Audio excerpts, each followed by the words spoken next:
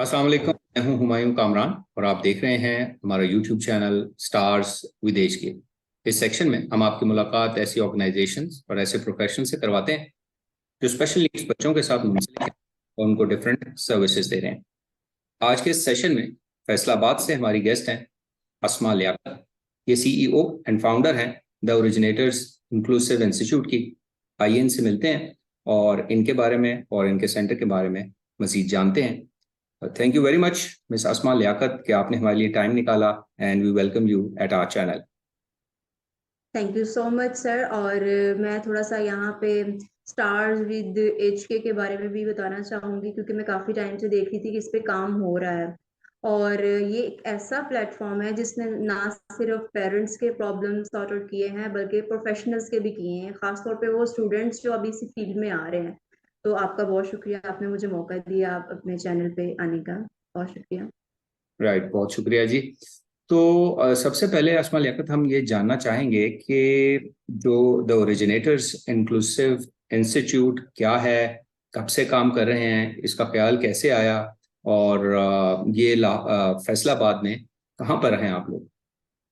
जी, दी ओरिजिनेटर्स inclusive institute जो है वो पिछले 3 साल से हम लोग काम कर रहे हैं। जब हमने काम स्टार्ट किया था तो साथ ही कोविड भी स्टार्ट हो गया था। 1 ईयर पूरा कोविड में गुजरा है, लेकिन अल्हम्दुलिल्लाह वो काम भी हमारा जो ईयर है वो हमारा अनसक्सेसफुल नहीं गया। हम लोग फैसलाबाद के आप कह लें बिल्कुल मिड में हैं। ये peoples colony number 1 Chandvan road के पास ही हमारा इंस्टीट्यूट है जो वर्क कर रहा है। और ये ख्याल मेरे माइंड में इस तरह से आया कि हमारी कुछ फैमिलीज में डिसेबिलिटी की रेशो कजन मैरिजेस या कुछ उसकी वजह से इंक्रीज हो रही थी। तो मेरे माइंड में ये चीज़ हमेशा रहती थी, ये क्यों होती है और इन बच्चों का ट्रीटमेंट क्यों नहीं हो पाता या इन बच्चों को कहीं लेके क्यों नहीं जाते। तो स्टडी करने का माइंड तो वहीं से आया। और पिछले मैं तकरीबन 7 साल से इस फील्ड में हूँ। इससे पहले मैंने जॉब्स की। मैं चाहती थी कि कुछ फैसलाबाद के लिए कुछ न्यू हो, कुछ यूनिक हो, कुछ एक्स्ट्रा ऑर्डिनरी हो, वो करना चाहती थी, जिसकी वजह से मैंने अपना इंस्टीट्यूट जो है वो डेवलप किया। राइट। तो हम ये भी जानना चाहेंगे कि यहाँ पे आपके इस स्कूल में, इंस्टीट्यूट में किन किन लोगों को या कौन कौन से चैलेंजेस को आप लोग एड्रेस कर रहे हैं और क्या क्या सर्विसेज दे रहे हैं? हम्म। इस तरह से है कि हमने अपने इस इंस्टीट्यूट को 2 पार्ट्स में डिवाइड किया हुआ है। मॉर्निंग जो है वो इंक्लूसिव एजुकेशन है, जिसमें हम बच्चों को बाकायदा स्कूलिंग देते हैं। स्कूलिंग के साथ साथ उनकी थेरेपीज होती हैं, जिसमें speech and language therapy, behaviour therapy, physiotherapy, occupational therapy. और हम 10 बच्चों का एक ग्रुप बनाते हैं, उनके साथ एक टीचर और एक असिस्टेंट टीचर होती हैं। और वहां से थेरेपिस्ट जो है वो 1 to 1 उन बच्चों को लेके जाते हैं और उनकी थेरेपी करते हैं।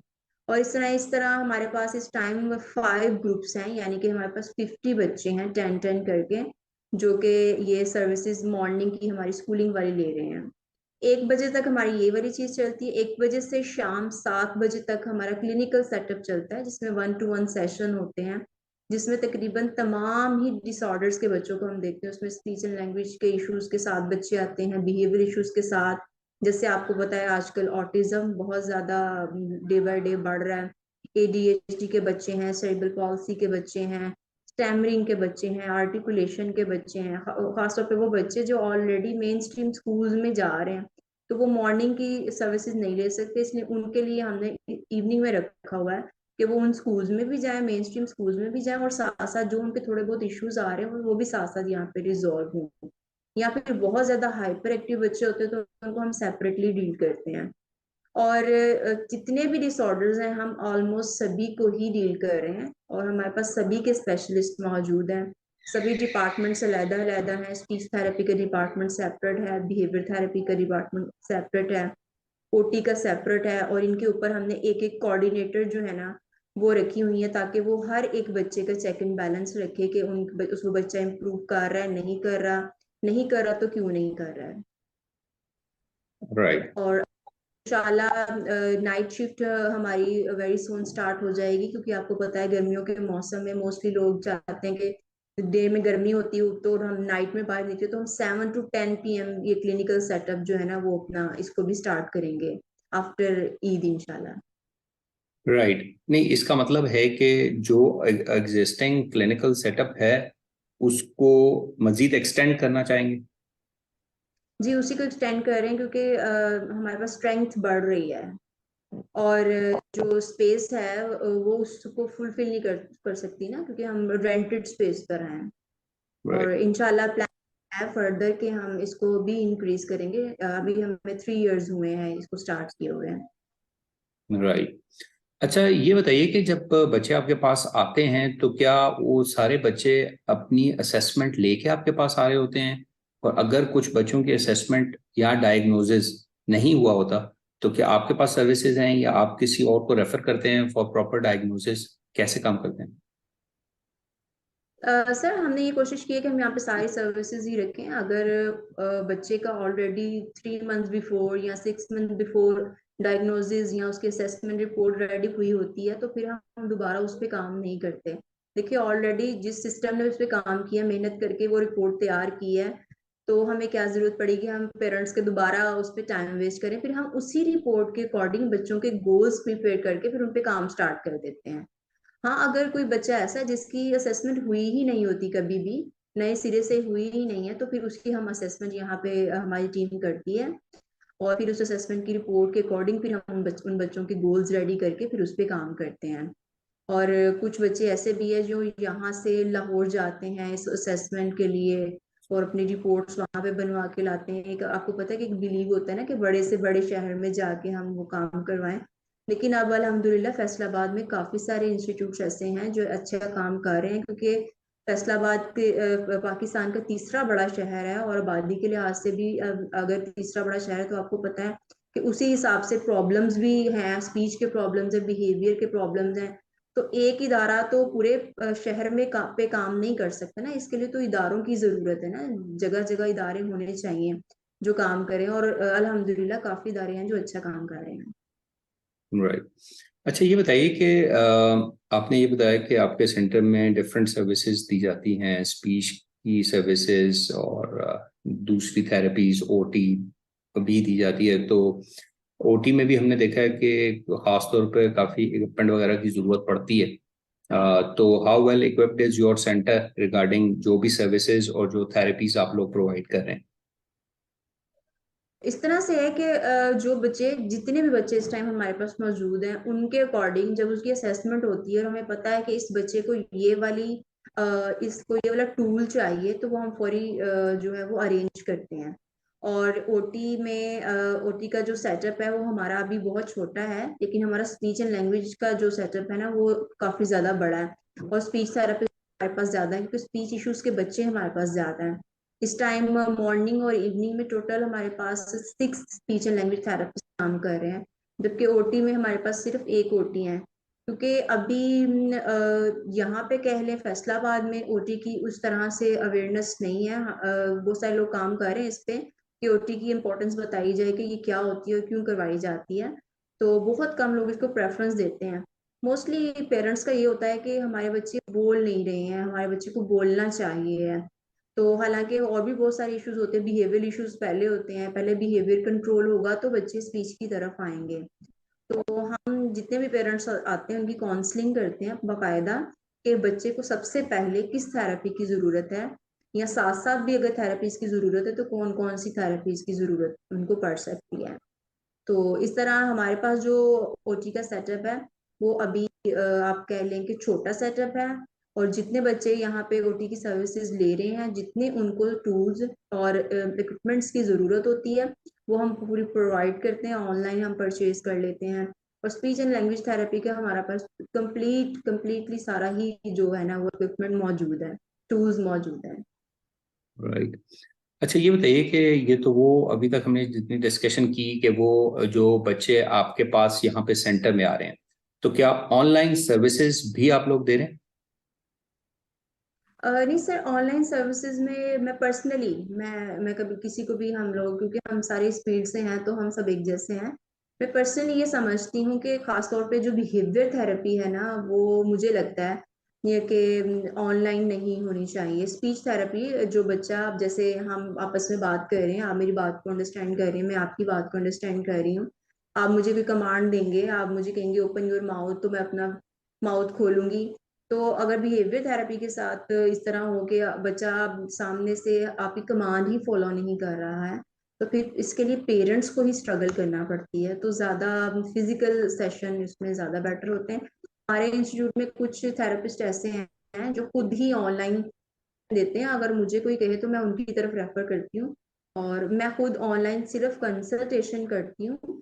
जैसे इस पे शिफाम है, मरहम है, ओला डॉग है। इस पे डिफरेंट सिटीज से या डिफरेंट कंट्रीज से भी होती है कंसल्टेशन, लेकिन सेशन प्रोवाइड नहीं करते हैं। उनसे ये कहते हैं कि आप कोशिश करें, आपके करीब आपको थेरेपिस्ट मिले तो आप फिजिकल सेशन करवाइए। राइट।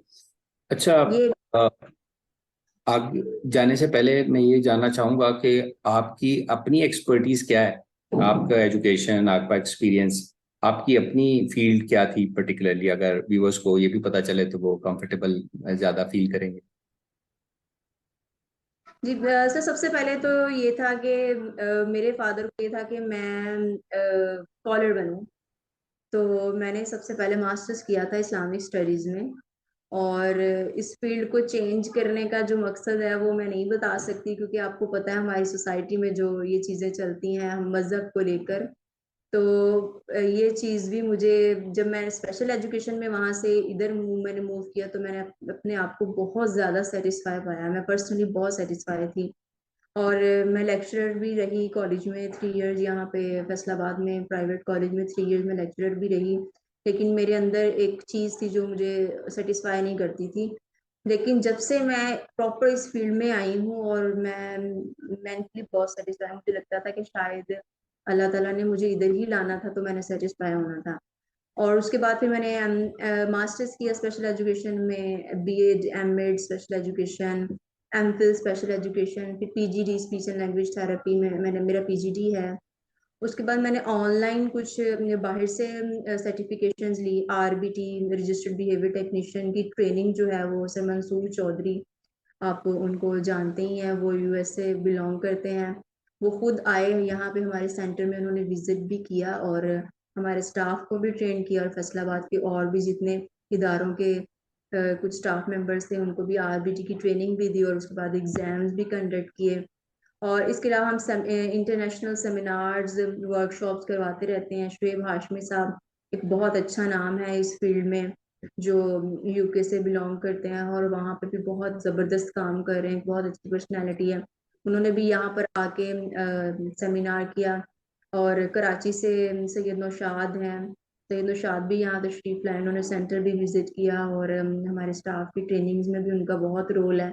हम कोशिश करते हैं कि जितने भी सीनियर्स हैं, इन सीनियर से हम सीखते रहें और अपने स्टाफ को भी ट्रेन करवाएं, ताकि हम भी आगे अच्छी सर्विसेज दे सकें। फर्दर मेरे माइंड में है इंशाल्लाह पीएचडी। और स्पीच लैंग्वेज थेरेपी से जो है ना, वो मुझे दिली तौर पे बहुत लगाव है। मैं इसी फील्ड को आगे लेके चलूंगी इंशाल्लाह। राइट। चलें, काफ़ी डिटेल से आपने अपना भी तारुफ करा दिया। और शोएब साहब आए थे जब लास्ट टाइम, तो मेरी भी मुलाकात हुई थी, और उसके बाद ही शायद अगले दिन उन्होंने जाना था आपकी तरफ। अच्छा, एक चीज़ और बताइए कि जो आपका जो द ओरिजिनेटर्स इंस्टीट्यूट है, इसकी क्या मुनफरिद खसूसियत है? बहुत से सेंटर्स अपनी यूनिक फीचर या कोई खसूसियत बयान कर रहे होते हैं। अगर आपसे पूछा जाए तो ओरिजिनेटर्स की खसूसियत क्या है, तो आप कैसे उसको डिफाइन करेंगी, या उसको कैसे आंसर करेंगी? बहुत ही फ्रेंडली इन्वायरमेंट, के स्टाफ मेंबर्स मेरे फ्रेंड्स की तरह हैं। और पेरेंट्स के साथ फ्रेंडशिप है बहुत अच्छी। पेरेंट्स को अलाउ है कि वो अपने बच्चों के सेशंस ऑब्जर्व कर सकते हैं। हमने हर कैबिन्स के साथ हमने वो मिरर लगाए हुए हैं, जिससे वो अपने बच्चे का पूरा सेशन देख सकते हैं। पेरेंट्स को कंप्लीटली इन्वॉल्व करते हैं, क्योंकि जब तक पेरेंट्स इन्वॉल्व नहीं होंगे तो बच्चे में इम्प्रूवमेंट नहीं आएगी।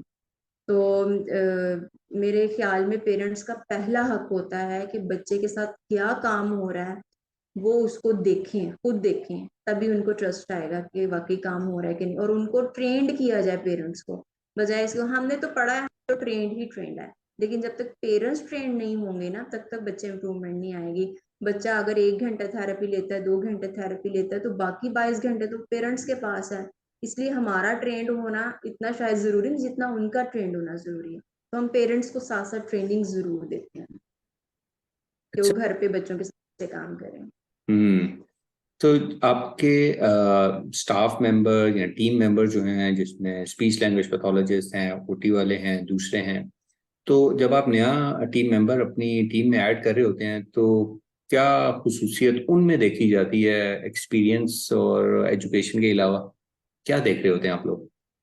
वो डाउन टू अर्थ हो, क्योंकि हमारी ये जो फील्ड है ये आजिजी के बगैर नहीं चलती। बच्चे ने हाइपर भी होना है, बच्चा शाउट भी कर सकता है, बच्चा हिट भी कर सकता है। तो इतनी ज्यादा आपके अंदर सब्र और इतनी ज्यादा आजिजी होनी चाहिए कि आपको कोई फर्क नहीं पड़े और उसको अपना ही बच्चा समझे। मैं सबसे पहले जो जब मैं इंटरव्यू ले रही होती हूँ ना, मैं डिग्रीज भी नहीं देखती, सीवी मैं पहले साइड पे रखती हूँ। मैं सबसे पहले उससे बात कर रही होती हूँ, एज अ पर्सनैलिटी उसको जज कर रही होती हूँ कि इसकी पर्सनैलिटी में कितना सब्र है, आप कितने बहन भाई हो, बहन भाइयों में कभी लड़ाई हुई है, आपको पसंद क्या है, कभी पेरेंट्स के साथ शाउट किया है, कभी फ्रेंड्स के साथ शाउट किया। यही चीजें हैं जिनसे पता चलता है कि कितना पेशेंस है। तो हमारी फील्ड में सबसे इम्पोर्टेंट जो है ना, आजिजी और पेशेंस, ये दो चीजें बहुत इंपॉर्टेंट। राइट। अच्छा, आपके सेंटर की तरफ दोबारा आते हैं कि व्यूअर्स हमेशा ये जानना चाहते हैं कि जिस सेंटर में भी हम जा रहे हैं तो उसका फीस स्ट्रक्चर क्या है। तो आप जो दो तरह के सेटअप जो आपने शुरू में हमें बताए थे, उन दोनों का कुछ हमें थोड़ा आइडिया बता सकते हैं पेरेंट्स के लिए कि इन टर्म्स ऑफ फाइनेंसेस कैसे उनको, ताकि उनको आइडिया हो जब वो जा रहे हो तो माइंड में हो कि हाँ ये चीज़ है। सर, जब मैंने इंस्टीट्यूट बनाया ना, ये चीज मेरे माइंड में थी, क्योंकि मैं खुद एक मिडिल क्लास फैमिली से बिलोंग रखती हूँ, तो मुझे बहुत अच्छे तरीके से पता है कि क्या चीज अफोर्ड हो सकती है, क्या नहीं हो सकती है। तो हमने यहाँ पर 3 सेटअप्स रखे, ठीक है। एक सेटअप ऐसा है और वो हम पेरेंट्स को बताते हैं। एक ऐसा है जो कंप्लीट फीस है और पेरेंट्स को कहते हैं कि आप कंप्लीट फी अफोर्ड कर सकते हैं, ठीक है। वो कंप्लीट फी कहते हैं कि जी हमें ये वाला सेकंड ऑप्शन नहीं चाहिए, हम अफोर्ड कर सकते हैं, हम आपको ये पे करेंगे। सेकंड पैकेज वाला ऑप्शन है, ठीक है, जिसमें हम कहते हैं ना कि हम किसी की हेल्प भी साथ कर रहे हैं, उसमें ज़कात या खैरात ये वाली चीज नहीं आती है उसमें ना। उसमें हेल्प का आंसर आता है कि हम आपको मंथली ये पैकेज देते हैं अगर कोई आप प्रॉपर अफोर्ड नहीं कर सकते। थर्ड, हमारे यहाँ पे एक वेलफेयर सेल है जो हमने इंस्टीट्यूट के अंदर ही क्रिएट किया हुआ है, जिसको इमरान इलियास हेड कर रहे हैं। तो शेख इमरान इलियास है जो हमारे फाइनेंस डायरेक्टर हैं। अगर कोई बच्चा ऐसा है जो बिल्कुल भी फी अफोर्ड नहीं करता, तो फिर हम उसकी एप्लीकेशन अपने वेलफेयर सेल में डालते हैं। वेलफेयर सेल उसकी फी हमें पे करता है और हम उस बच्चे को कंप्लीट वही सर्विसेज देते हैं जो एक कंप्लीट फी वाले बच्चे को देते हैं। ये सिर्फ मैनेजमेंट का मामला है कि किसकी कितनी फी है और किसकी कम है, किसकी ज्यादा है। और ये ऑफिस के अंदर कॉन्फिडेंशियल चीजें ही होती है, किसकी है किसकी नहीं है। तो और बाहर बाकी जो काम हो रहा है सब बच्चों के साथ बिल्कुल बराबर हो रहा होता है। लेकिन तीनों तरह के ऑप्शंस हमारे पास है और तीनों तरह की, आप कह लें कि हमारे पास जो फैमिलीज हैं वो आ रही हैं।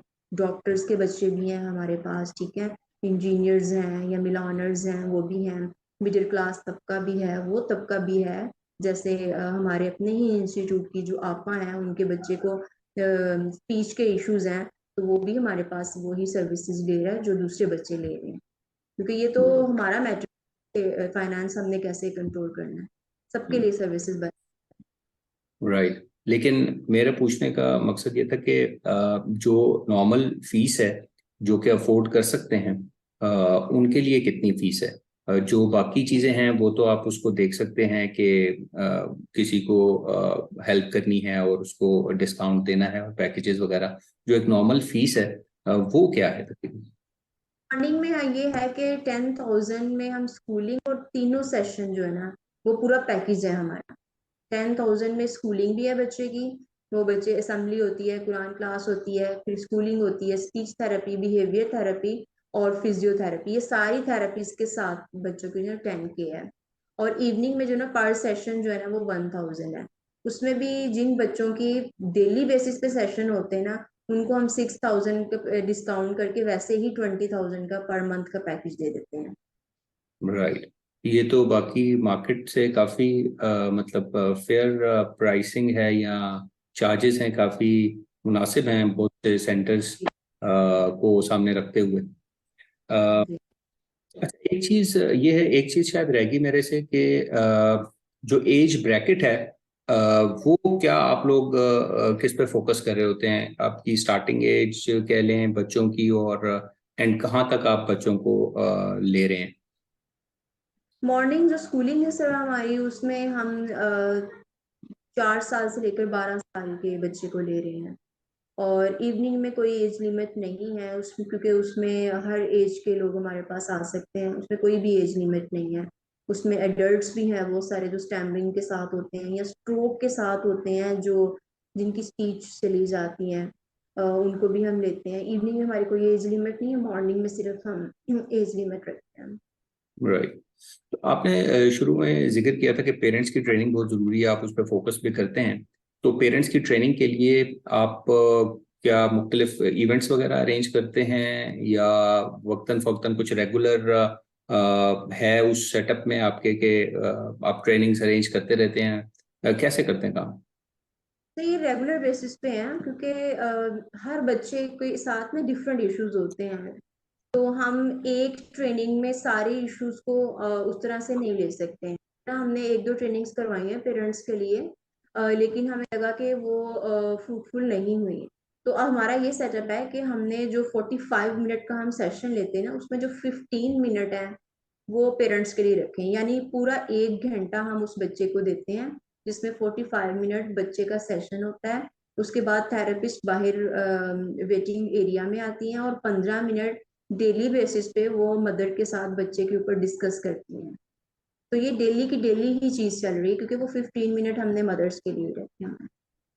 राइट। और शुरू में आपने एक और भी जिक्र किया कि पेरेंट्स की ऑब्जर्वेशन के लिए आपने उस सेटअप में मिरर लगा के रखे हैं। तो क्या अब पेरेंट्स अक्सर डिमांड कर रहे होते हैं बहुत से सेंटर से कि वो ऑब्जर्वेशन की डिमांड कर रहे होते हैं, तो आप बिल्कुल ओपन है, ये हर टाइम ही ऑब्जर्वेशन हो सकती है, या उसका भी कुछ लिमिटेशंस हैं या कुछ क्राइटेरिया है आपने सेट किया हुआ? उसको किस तरह कोई लेके चलते लिमिटेशन कोई भी नहीं है, वो बिल्कुल ओपन है। लेकिन हम पेरेंट्स को ये जरूर समझा देते हैं कि हर बच्चा जो होता है वो एक जैसा नहीं होता है। अगर बच्चा पेरेंट्स को देख के डिस्ट्रैक्ट होता है, तो फिर आपको चाहिए कि आप थोड़े टाइम के लिए थोड़ा सा साइड पे हो जाएं। और पेरेंट्स अल्हम्दुलिल्लाह अभी तक कोई इस तरह की कंप्लेन नहीं आई, वो खुद समझ जाते हैं। क्योंकि इस तरह हमने किया है कि बच्चा, इधर बच्चा बैठा है, उसके बैक पे मिरर लगा हुआ है, वहां से मदर देख रही है, बच्चा पीछे मुड़ के नहीं देख सकता। उसका जो कंसंट्रेशन है वो थेरेपिस्ट के साथ है, उधर थेरेपिस्ट बैठी है। तो पीछे आप पूरा सेशन भी खड़े देख रहे हैं, तो थेरेपिस्ट बच्चे को मौका ही नहीं देती कि वो पीछे मुड़ के देख ले कि उसकी मदर खड़ी हुई है। इस राइट। तरह है। अच्छा, एक मशवरा जो आपसे हम चाहेंगे पेरेंट्स के लिए, वो ये कि जब पेरेंट्स अपने बच्चों के लिए कोई ऐसा सेटअप तलाश कर रहे हो, तो उनको किन पॉइंट्स पे फोकस करना चाहिए? कैसे वो एक अच्छे सेटअप को ढूंढ सकते हैं, या किन पॉइंट्स पे उनको फोकस करना चाहिए कि हाँ ये पॉइंट्स जो है ना, इनको देखना चाहिए, बाकी हो जाएगा? हम्म। तो इस तरह से है कि आजकल माशाल्लाह बहुत कंपटीशन है इस फील्ड में, बहुत सारे लोग इस पे काम कर रहे हैं। पेरेंट्स एजुकेटेड हैं, पेरेंट्स अब जानने लगे हैं इन चीज़ों को। और पेरेंट्स को चाहिए कि वो गूगल है, थोड़ा बहुत रिसर्च ज़रूर करें कि हमारे बच्चे के साथ जो इश्यूज हैं उसका उनका हल क्या क्या हो सकता है। और जो सेंटर्स या जो थेरापिस्ट जो भी वो ढूंढे, वो उनके साथ इस तरह कोऑपरेट करें कि उनको कम से कम जो प्लान्स है वो जरूर प्रोवाइड करें। वो बेशक ऑब्जर्व करने का मैं नहीं हर किसी की कह सकती, हर कोई नहीं करवाता, या ये तो हमारा अपना है ना। अब मैं सबसे तो नहीं कह सकती हूँ करवाएं, हर एक के सिस्टम अलग होता है, हर एक के अपने अपने इश्यूज होते हैं जो भी होते हैं। लेकिन पेरेंट्स को ये जरूर देखना चाहिए कि जो उनके बच्चे पे काम हो रहा है ना, वो क्या हो रहा है, उनको लाजमी पता होना चाहिए। और उन प्लान्स पे वर्क कैसे हो रहा है, कौन से टूल्स यूज हो रहे हैं, ताकि वो घर पे भी उस पे कर सकें। पेरेंट्स को नॉलेज जरूर होना चाहिए इन सब चीजों का। हमें तो समटाइम ऐसे लगता है, इतने माशाल्लाह इतने एजुकेटेड पेरेंट्स आते हैं, हमें लगता है कि वो हमसे इंटरव्यू लेने के लिए आए हैं, क्या आप कैपेबल हैं हमारे बच्चे का सेशन करने के लिए। तो ये बहुत अच्छी चीज़ है, बहुत अच्छी चीज़ है, पेरेंट्स को पता होना चाहिए। राइट। अच्छा, आपका स्कूल के साथ द ओरिजिनेटर्स इंक्लूसिव इंस्टीट्यूट लिखा जाता है, तो हम ये भी जानना चाहेंगे कि आप इंक्लूसिविटी को कैसे डिफाइन करते हैं कि हमने देखा है मुख्तलिफ लोग इंक्लूसिव सेंटर शो तो कर रहे होते हैं, लेकिन शायद वो बहुत हद तक इंक्लूसिविटी को फॉलो नहीं कर रहे होते। तो हम पेरेंट्स के लिए जानना चाहेंगे कि आपका इंक्लूसिव सेटअप जो है उसको आप इंक्लूसिव कैसे कह रहे हैं। सर ये आप बिल्कुल ठीक कह रहे हैं, इंक्लूसिव को स्टार्ट तो किया जाता है लेकिन इसको मतलब करना उस तरह से फुलफिल करना बहुत मुश्किल होता है। हमारी सोसाइटी में कुछ ऐसी चीजें हैं अभी मौजूद हैं कि कुछ पेरेंट्स जो जैसे कि हमारे ऐसे बच्चे जो विदाउट स्पेशल नीड्स होते हैं उन बच्चों को स्पेशल नीड्स बच्चों के साथ एजुकेट करवाना पसंद नहीं करते हैं, जिसकी वजह से हम प्रॉपर इंक्लूसिवनेस पे काम नहीं कर रहे हैं, डाइवर्सिटी पे काम नहीं कर सकते हैं। तो हमने ये सेटअप जो मैंने आपको अभी थोड़ी देर पहले वेलफेयर सेल वाला बताया, तो इसमें हम वही बच्चे लेते हैं जो कि बिल्कुल माइनर इश्यूज के या विदाउट इश्यूज के साथ होते हैं।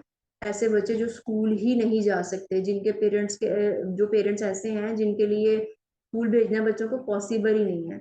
तो ऐसे बच्चे हमने हर क्लास में, जो हमारे 10-10 का ग्रुप है, हमने उसमें 3-3 बच्चे हर एक ग्रुप में ऐड किए हैं, उनसे ये बच्चे लर्न करते हैं। तो हमने इंक्लूसिव सिस्टम इस तरह से क्रिएट करने की कोशिश की है और स्टार्ट से अभी तक स्टिल उसी में मैं वर्किंग कर रही हूँ कि हमारे पास सारे ही बच्चे आए स्कूल में और एक प्रॉपर जिस तरह इंक्लूसिव एजुकेशन होता है, इंक्लूसिव स्कूल होता है, उसको सेटअप करें।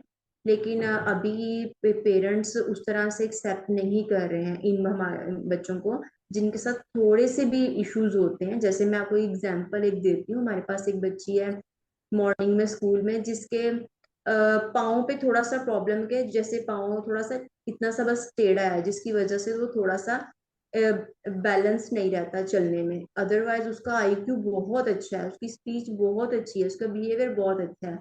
वो किसी मेन स्ट्रीम स्कूल में सेट नहीं हुई क्योंकि वहां पे वो बुली होती थी, बच्चे उसको कहते थे ये सही से नहीं चल सकती, टीचर्स उसको काम नहीं कहते थे, वो जरा अच्छी स्टूडेंट थी, वो चाहती थी टीचर्स मुझे भी वैसे ही काम कहें जैसे दूसरे बच्चों को कह रहे हैं, जैसे हमें शौक होता था बचपन में। तो उसने कहा कि मैं स्कूल ही नहीं जाऊंगी, उसने स्टडी छोड़ दी। तो उनके पेरेंट्स को फिर इधर लाना पड़ा यहाँ पर। अब वो बच्ची हमारे पास 2 साल से है, तो अब वो 3 क्लास में है और हर साल फर्स्ट पोजीशन लेती है, नाथ कंपटीशन में फर्स्ट प्राइज लेती है और कॉन्फिडेंस उसका अच्छा हो गया क्योंकि यहाँ पे वो बुली नहीं होती है। तो ये चीजें हमारी सोसाइटी को एक्सेप्ट करने की जरूरत है कि अगर ये थोड़े से कोई ऐसे इश्यूज आ जाते हैं, किसी का कोई आंख का इशू है, कोई कान का इशू है, कोई किसी के बिहेवियर का इशू है, तो उसको एक्सेप्ट करें, उसको भी अपनी ही मतलब सोसाइटी का पार्ट समझें, ताकि वो बजाय इसके कि वो चीज ही छोड़ दे। जैसे उस बच्ची ने कहा मैंने पढ़ना ही छोड़ देना है, इशू तो कोई नहीं ना मेंटली उसके साथ, लेकिन उसने पढ़ना ही छोड़ दिया। तो इस तरह नहीं करना चाहिए, ये हमारी सोसाइटी को अंडरस्टैंड करने की जरूरत है। जब हम बात करते हैं अपने पाकिस्तान की और बाहर की सोसाइटीज की भी बात करते हैं, तो आप देखेंगे जितना मतलब इंक्लूसिव एजुकेशन बाहर अच्छा सेटअप चल रहा है, हमारे नहीं चल रहा। स्पेशल एजुकेशन के कॉन्सेप्ट जो है कुछ कंट्रीज में रह गए हैं, बाकी कंट्रीज में बैन हो चुके हैं, वहां पे चलते ही इंक्लूसिव सेटअप्स हैं। इस वजह से कि वो लोग जो है इन सारी चीजों को एक्सेप्ट करते हैं, हमें भी एक्सेप्ट करने की जरूरत है, हम भी कर सकते हैं सब मिलके। और राइट। मैंने एक पीएचडी, वो ब्लाइंड फीमेल जो है वो जहाँ पे मैंने इंटर्नशिप की अपनी एमएड की, वो वहाँ पे लेक्चरर थी। और वो मैं अपने उनको कंपेयर करूँ अपने साथ तो मेरे से बहुत अच्छा लेक्चर देती थी, बहुत अच्छी स्पीच थी उनकी और बहुत अच्छा नॉलेज था उनके पास। राइट। अच्छा, एक चीज और इसी के साथ मुंसलिक है थोड़ा कि हमारे माशरे में अभी भी हम उन अल्फाज का, उन फ्रेजेस का बेदरेग इस्तेमाल कर लेते हैं जो कि obsolete हो चुके हैं बहुत सी जगहों पे। तो क्या इन यस, अच्छे अल्फाज के इस्तेमाल से फर्क पड़ता है बच्चों पे, उनके पेरेंट्स। फर्क तो ऑब्वियसली सर पड़ता है पर्सनैलिटीज पे ना। अगर मतलब एक शख्स है और उसका एक का रंग गोरा है, उसका काला है, और उसको हम उसका नाम की बजाय उसको कहें काला कह के बुलाएं, तो फर्क तो पड़ता है ना ऑब्वियसली। लेकिन हर एक इंसान की सेल्फ रिस्पेक्ट होती है, तो जो नाम है वो वही शख्सियत के लिए बेटर होते हैं बजाय इसके कि हम उसके अंदर की जो खूबियां या खामियां हैं उसकी वजह से उसको बुलाया जाए। अगर कोई गोल्ड मेडलिस्ट होता है तो हम उसको ये तो नहीं कहते ना, गोल्ड मेडलिस्ट मेरी बात सुनो, गोल्ड मेडलिस्ट मेरी बात। तो फिर हम जो स्पेशल नीड्स होते हैं फिर उनको हम क्यों कहते हैं कि जी इस तरह आप ये हो तो मेरी बात सुनो, ये हो तो मेरी बात सुनो। ये भी तो एग्जाम्पल्स हैं हमारी सोसाइटी में, फर्क पड़ता है ऑब्वियसली। अगर हम खुद पे देखें, अगर खुदा ना खास्ता हमारे अंदर ये चीजें और हमें कोई ऐसा कि हमें क्या फील होगा ना, तब पता चलता है कि ये फर्क पड़ता है। राइट। अच्छा, एक और चीज मैं ये पूछना चाहूंगा, वो प्रोफेशनल से रिलेटेड है। जितने आप प्रोफेशनल्स हैं, चाहे वो स्पीच वाले हों, ओटी वाले हों, स्पेशल एजुकेटर्स हों, जो सारे इस फील्ड को कवर करते हैं, ओवरऑल अगर मैं पूछूं कि पाकिस्तान में अभी हमें किन चीज़ों पे काम करने की ज़रूरत है कि हम इस फील्ड को बेहतर करना चाहते हैं, मतलब प्रोफेशनल्स में ओवरऑल किन चीज़ की कमी महसूस होती है हमें, या हमें किन चीज़ पे वर्किंग करने की अभी बहुत ज़रूरत है, ऐसी कुछ अगर आप पॉइंट्स बता सकें हमें। सर मैं तो अभी बहुत जूनियर हूँ, बहुत सारे सीनियर्स जो हैं वो इसमें काम कर रहे हैं और मैं हमेशा देखती रहती हूँ, इन टच भी रहती हूँ उनके साथ।